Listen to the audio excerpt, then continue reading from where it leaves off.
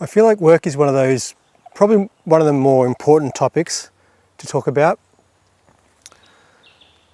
Not very sexy, probably won't get many views, but I think because if you've received a diagnosis of younger onset dementia, that means that you've received a diagnosis before the age of 65, which I suspect most people, when they receive that diagnosis, are working. And given that you're having issues with cognition, it's probably, work is probably one of those areas that, your dementia's more noticeable. I'm feeling quite flat tonight. Trying to get the energy to do this, trying to get the motivation up. Anyway, I don't know what to do about work. I've got no motivation at all with work right now. I'm feeling like I'm being lazy though. I have days when I'm foggy and I just can't work, and I accept that. But they're relatively rare. They're not, it's more often than not, I'm not like that. And I do have, I do have days where I just struggle thinking. And so I'm just slower at doing the tasks. But I don't know how much of my struggles are actually really just because I can't be stuffed working. It's, a lot of people can't be stuffed working. And a lot of people have got no passion in their work, and they're still got to turn up every day. You just got to do it, it's life. And I'm feeling like, I don't know if that's, if it's me just going, I can't be bothered, and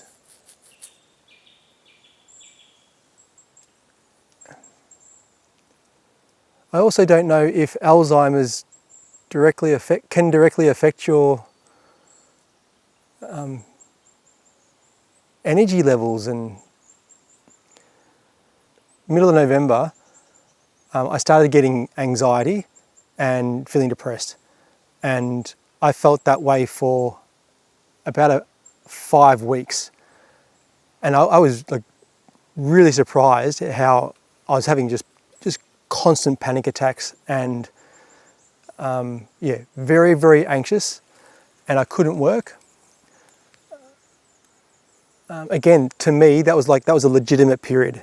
You cannot work then.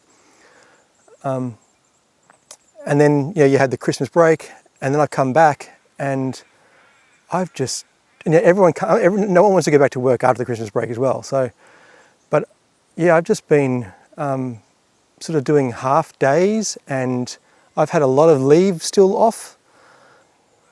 But I'm reaching a point now, I'm like I didn't work today. I've hardly worked this week at all. I just want to get out of this slump, and I just want to be able to work. Anyway, there's a lot of layers to this issue, I think. One layer is just the practicalities of finances. Yeah, I got no idea. I need to go and find a very simple answer, simple question. I need to go and look at the questions, and, oh God, you know what I'm trying to say, to the issue of how much do I need to survive in the future? I'm going to, at the later stages, I'm going to need full-time care, and I've got no idea how much it costs. I haven't looked into these things at all, how much my expenses are going to be. Knowing how much expenses are going to be is difficult to calculate too, because I don't know how slow it's going to take me for to decline. When I'm no longer able to work, I've got no idea how long I'm going to go for. And then I've got no idea about income. When I'm not working, I don't know where I'm going to get money from. I did have when I got diagnosed, I did have a chat with my superannuation provider, and through the insurance of that, I'm able to get supplement income, but it's nowhere near as much as I'm earning now. I'm going to have to change my lifestyle then, and I don't really have the grandiose of lifestyles already. And I'm sure I'll get some sort of disability pension or something like that. There will be out there, but anyway. So I don't know these very basic questions, and I've been sort of burying my head in the sand, not exploring those questions, because in my mind I've been feeling like I'm just going to have to work for as long as I can anyway. Whatever the answer is, I'm still going to have to work for as long as I can. I'm not loaded. I've got heaps of money. I'm still going to have to work as long as I can, and so you might as well just keep doing that. And when I got diagnosed, the doctors said I had like 5 to 9 years expected for still be able to live independently. That was 8 months ago now. Oh, yeah, more than 8 months ago now. But but I also told myself, I reckon they identified me very early though, so I probably got longer than that. And so, I probably got like 15 years. I probably got more like 10 more years of working still.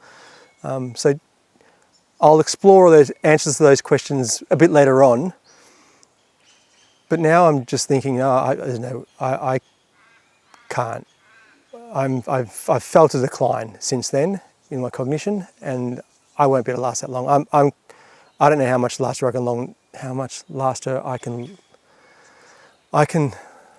longer I can last now. I feel like I'm slower and clumsier at work, and I feel like I'm no longer an expert anymore. I feel like I've just taken a dive to the bottom of the pack in a sense, and my performance levels. That's another thing too. Work hasn't been upset or concerned with my performance levels, which I just don't understand, because I'm taking twice as long to 2 tasks.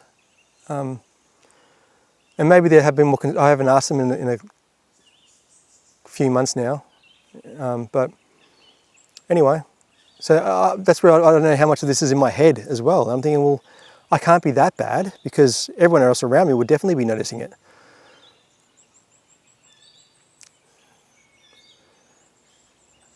But yeah, they're not overly concerned, and they're being extremely accommodating.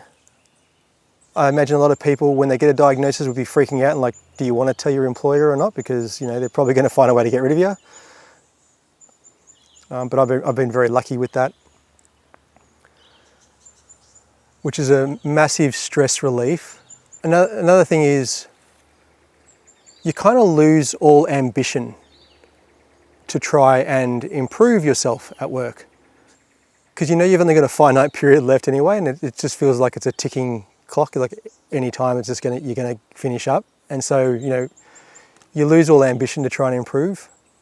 And so not only do you feel like you're performing worse now and you're at the bottom of the pack, you've also got no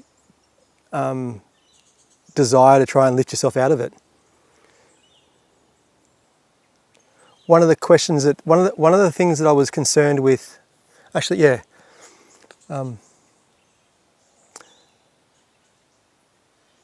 What did I just say? I just said that I sent an email off today notifying our education lead that I can no longer deliver training. And I just thought there's no way I'll be able to do that. If I have a foggy day, there's no way I'd be able to do it. And it was the first time this disease has taken away something from me that I want to do. Because I really enjoy delivering training. It is really fun. Anyway, so I really enjoy it, but I was like, wow, this is the first of many things that I want to do that I'm going to just not be able to do. Which was kind of depressing. And a bit of a insight into just what it's going to feel like. And it's a small insight because it's just the task that I want to do at work, but I had a little bit of a glimpse, and I can only imagine what it's going to be like when I lose things that I really, really want to do in life. Yeah, I'm really, really struggling to get chirpy. and positive right now. I feel very flat. So I'm probably extremely depressing to listen to. Ah well.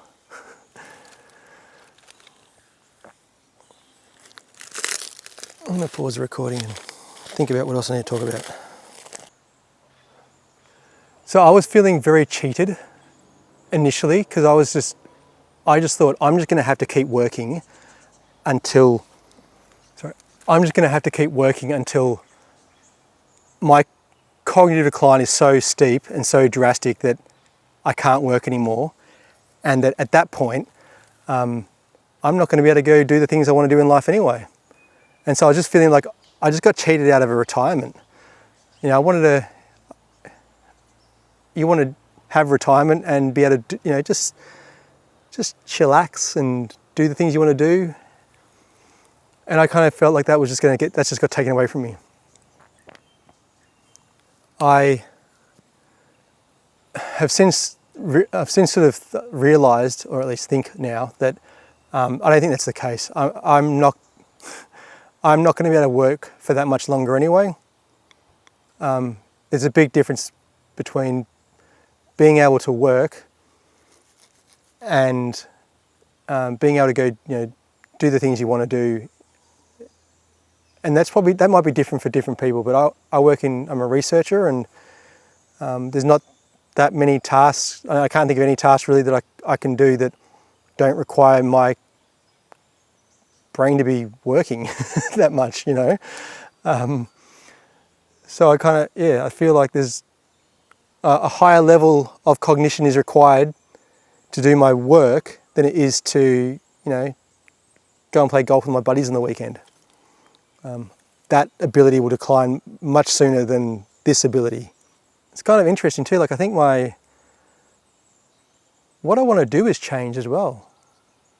Like I'm quite happy to be more simple things now, because it's nice, my brain doesn't have to work so hard on simple things, like passive things like watching TV, and I haven't really done that again for a while now, but anyway, I just don't know how much of what I'm struggling with right now is Alzheimer's versus I'm overwork. I'm, you know, just like a lot of people they don't enjoy their job.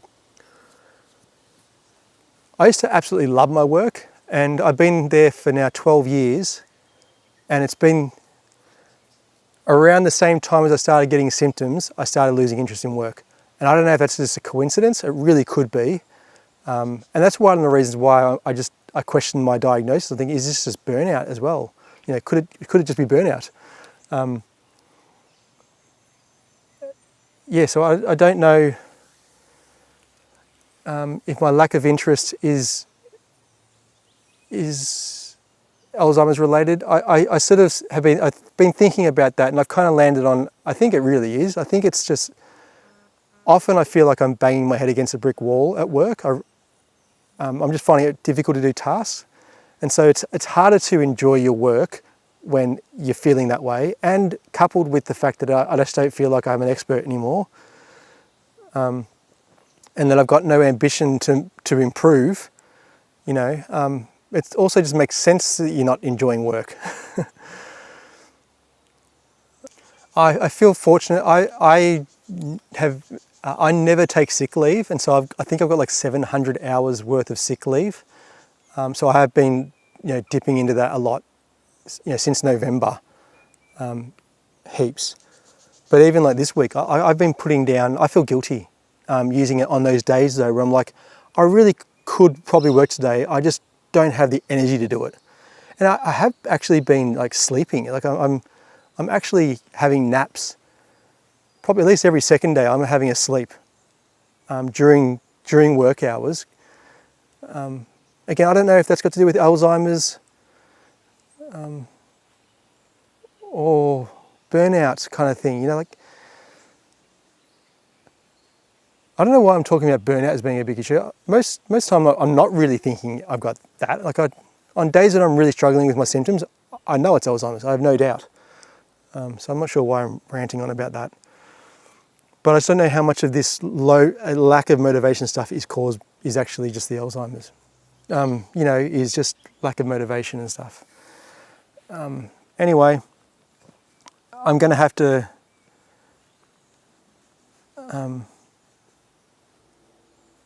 I feel like there was a lot more things I wanted to talk about. I've actually recorded this video probably 5 times now. Now that's another thing. Like I'm struggling. I got to admit, I am struggling just to make these videos. I write notes down, what I want to talk about. These are the key things. Part of this whole reason why I'm doing this is because I'm just, the note-taking part, the actual writing stuff down and thinking about what are the different topics that sit underneath this broader topic and how it relates to me at the time. It's good for me to do this. It gets me thinking about it and not just ignoring the fact that I've got the diagnosis. But anyway, I'm not gonna record this again. If I've got other topics that I feel like I need to discuss, I'll just talk about it another time.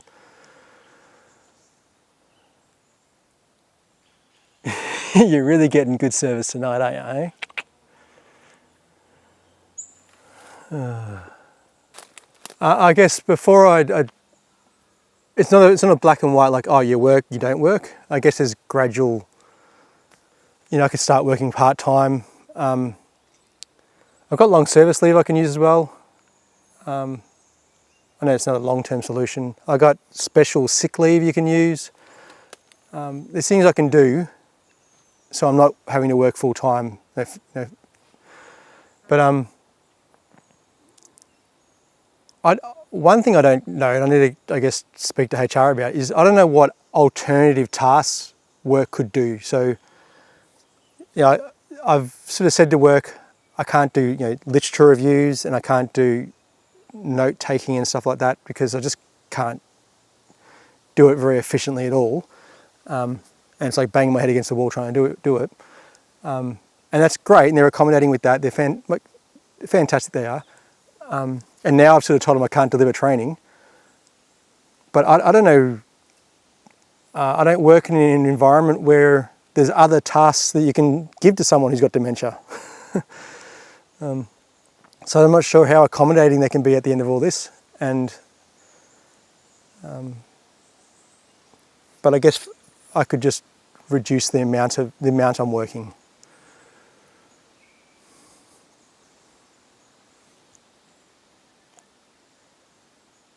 I've got to admit, just sitting out here, I am enjoying making these videos out in nice settings.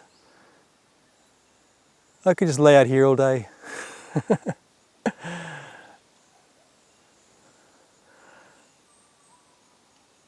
I don't know if you can hear the birds at all. They're probably back there. I turn around, you can hear it.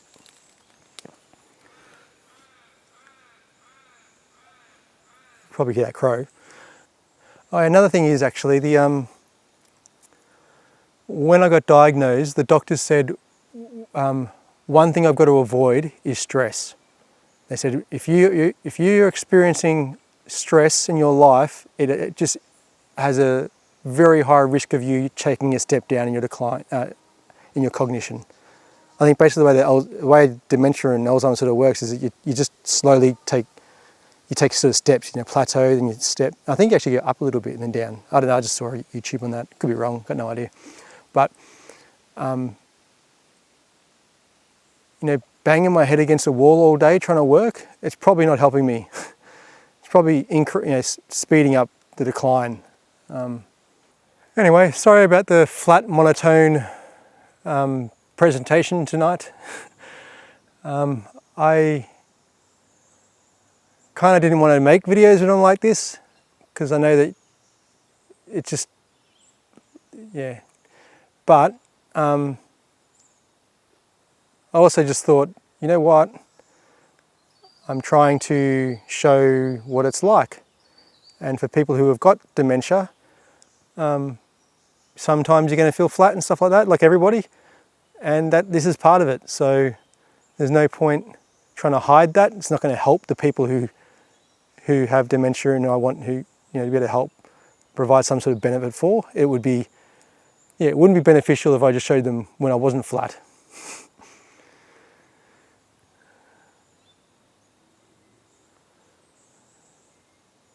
It's getting dark. Daybreak, I'm already miles away, and there's nothing left to say.